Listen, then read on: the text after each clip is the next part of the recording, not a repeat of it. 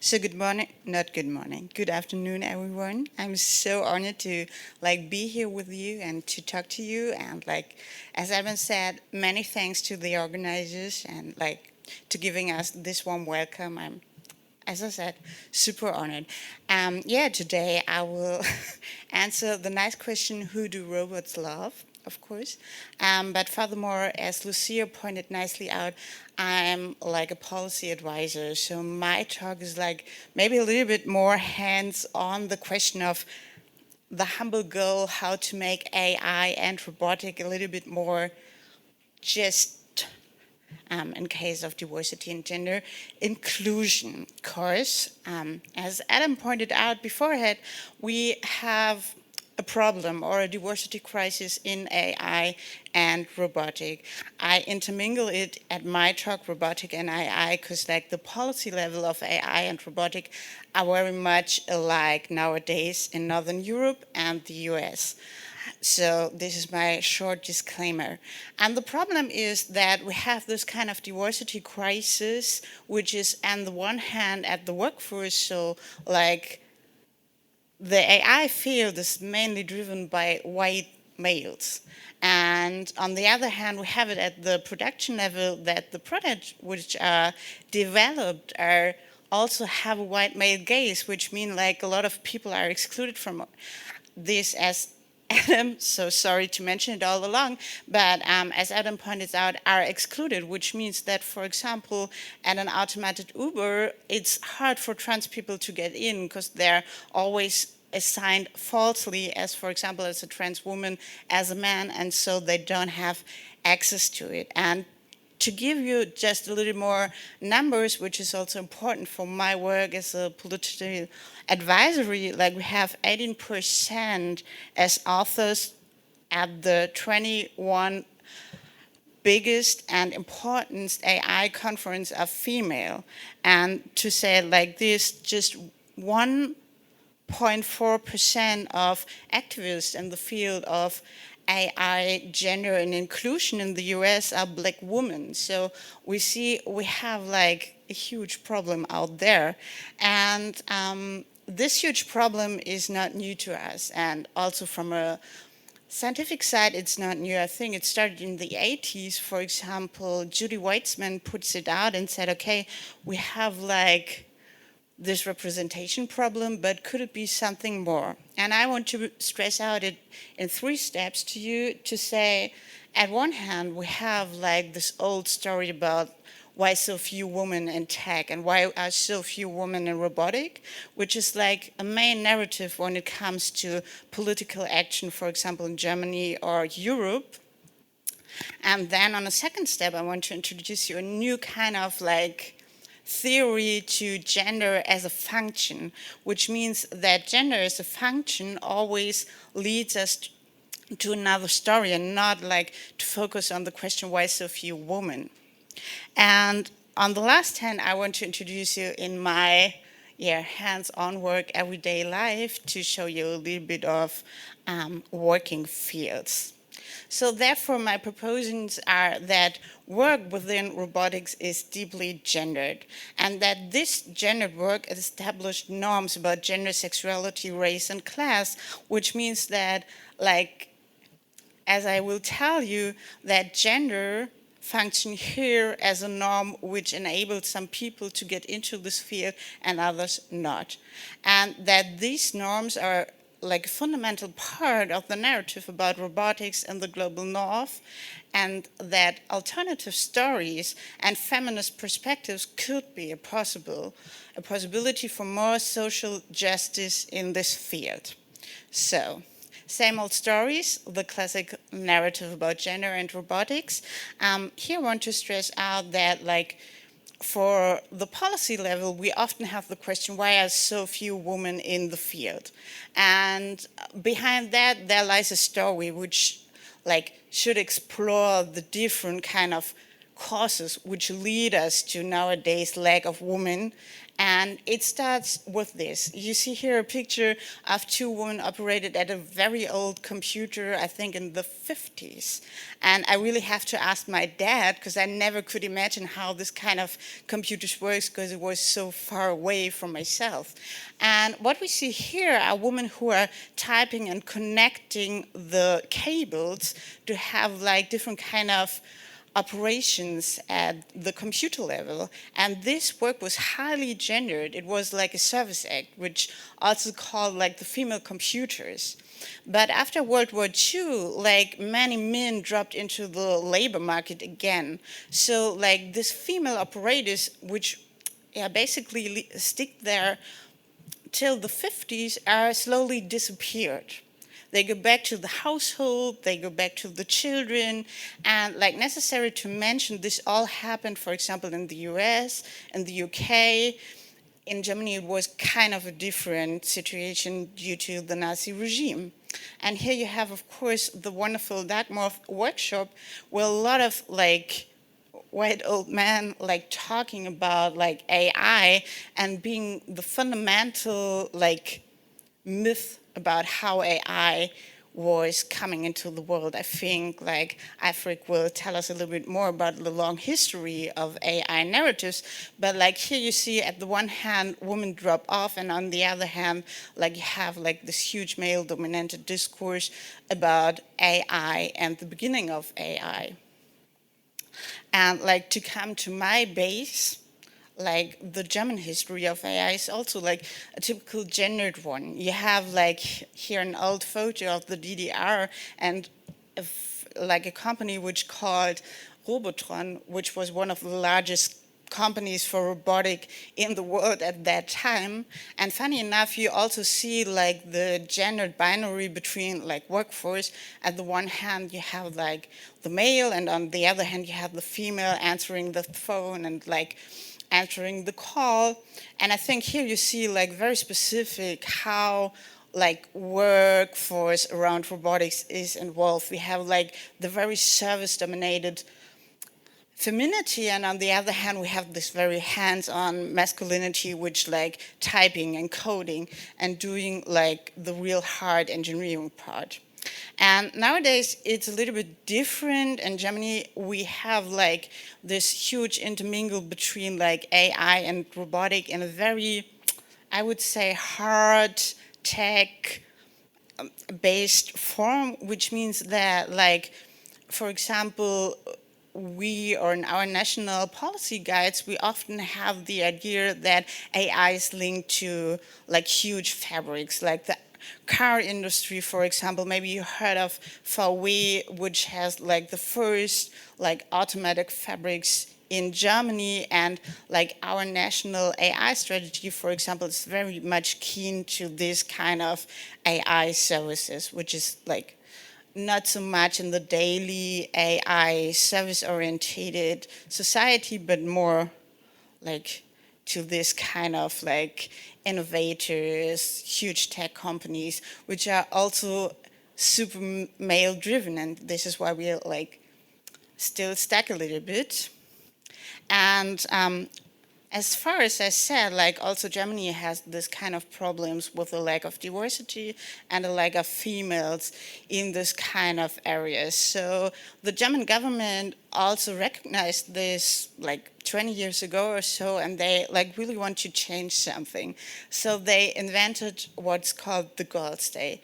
The Girls' Day is a day where like little girls can step into typical male-dominated like jobs. And here you see some pictures like scientists, and it's very, yeah, it's often the same pictures. Like you have this kind of perspective from down to top, like, and the little girls are exploring some technical stuff.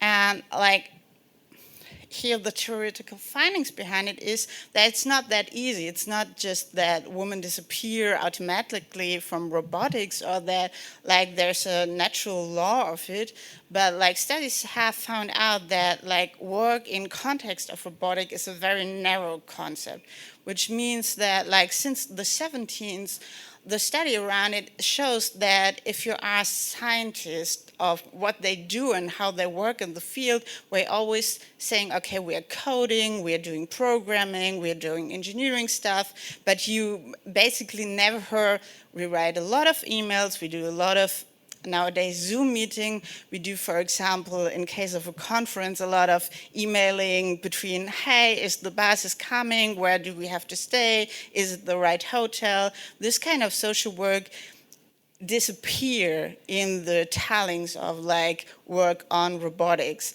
So as I pointed out, often office work is not seen as real work, which like make women who often serve in the service sector or as a secretary disappear of the field of robotics because their work doesn't count as the real AI or robotic work. Then we have the point, and this is crucial, that women are actively prevented from participating. And you see that like the authors I mentioned, like coming from the 90s, the early 2000s, and now the newest, like the 20s, which said, okay, women are still suffering from sexual harassment. They're still not taken as serious as men in public or at conferences. They are often not heard or like not as good paid as men. So we have like this gender pay gap. And like funny enough, or sadly enough, like I think last week a huge German newspaper dropped like an article about sexual harassment at the University of Hamburg. And this, of course, prevent women actively from joining this kind of field. And yeah, to put it short, the field of robotics is white male, and this is over decades, and we have it in the private and public sector. So, of course, big tech companies are not that far away from like the universities, which have a problem of professors being white and male. And here you have like a little bit of numbers or dates for Germany. And unfortunately, it is in German, but I can translate it to you. In our like software engineering branch, we have 16% of women in this field. And we also have like a huge gender pay gap, which is 25% in Germany. And this is like still, yeah. But isn't there a new way to think about it and to like have maybe more opportunities to like work on it, because all of our policies seems to fail. And this is where my like new idea came into, also related to the question, how could gender be more than just something which is like taken as granted stable category. And here I would like follow Catherine Lindstrom, who introduced the concept of gender as a surface in Queer STS on around 2012, and she said that like gender is a kind of norm which makes some kind of social stability and which makes like a social kind of network. Which means that, of course, we often have like different perspective and different like main narratives, as I said, that like women dropped out of the computer business and afterwards it was super male dominated, and then now we have like this great policies which try to include more women back again into it. But all along, like history of AI and robotic was not predominantly white and male. It mostly get forgotten. Here you see like one of the main character in the mission Apollo during to the moon, one of the main engineers. And I think this is important to stress out that we like not have always male on it. And here you say like something different. When we talk about AI and robotic, we often get into like very high expert consults. We get into like conference, big tech, etc., etc. But on the other hand, we have a lot of activists during the 19th who are working actively in the cyberspace, so-called, and working on new images of like gender, sexuality, and expertism. And here you have like two like main artist groups I brought to you. One is the VN Matrix. They believed, and they had a very strong belief about womanhood and biologically womanhood, that the vulva of a woman is the gate to the cyberspace, and therefore women are so much better for the cyberspace than male. Of course, nowadays you wouldn't say it, but that back then it was a huge thing to like put it the opposite way and to say, oh no, we are not like the leg, we are the expert in this field. And on the other hand, like you have the Old Boy Network, which was a German like artist group who always play with the idea of the male dominated cyberspace in case of how to do it with a little bit of like humor and to show, okay, we are also the Old Boy Network, but we are all females. Nowadays, you have, of course, a little bit more elaborate artistic like stuff in the cyberspace. Here you see, for example, the Cyber Feminism Index from Mindy Sue, which like is a performer who collect all these cyber feminism in the world to make it alignable to at least AI, of course. It's also readable for machines, but also to show like the huge knowledge which is around and encounter like the history of AI and robotics in different ways. And I think it's important to like really have that in mind. There is outside there, and we have to ask, why is this like not part of our official narrative or of our policy strategies? And yeah, funny enough, of course, I got like my own humbled answer to this kind of problems, because like I was thinking, okay, if we always have the question, why so few, we always blame the victims of the diversity crisis for not being part of it. But what if I'm taking it another account and say, hey, could there be other techniques which are linked to AI or robotics, which are more confirmed or which are more diverse for more people?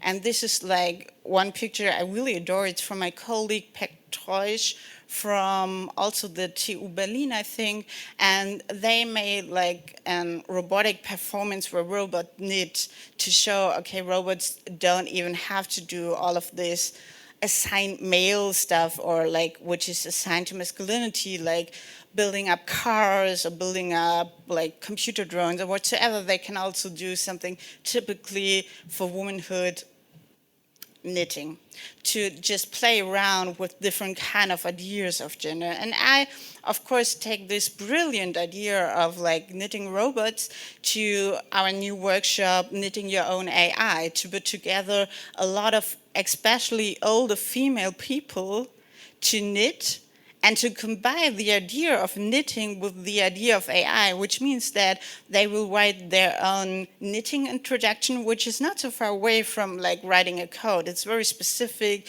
You have your data, you have like the material, you have to choose wisely, you have to be very precise by like explaining other people how to knit, for example, a t-shirt or whatsoever.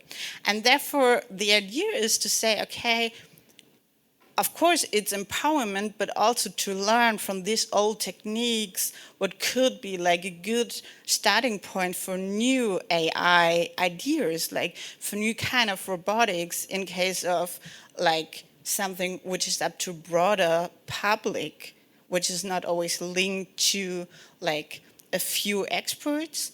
Of course, we are a green foundation, question of sustainability. So like how could AI be more sustainable? And of course, knitting is super sustainable. It's cheaper, it is like very regional, and of course, super lovely.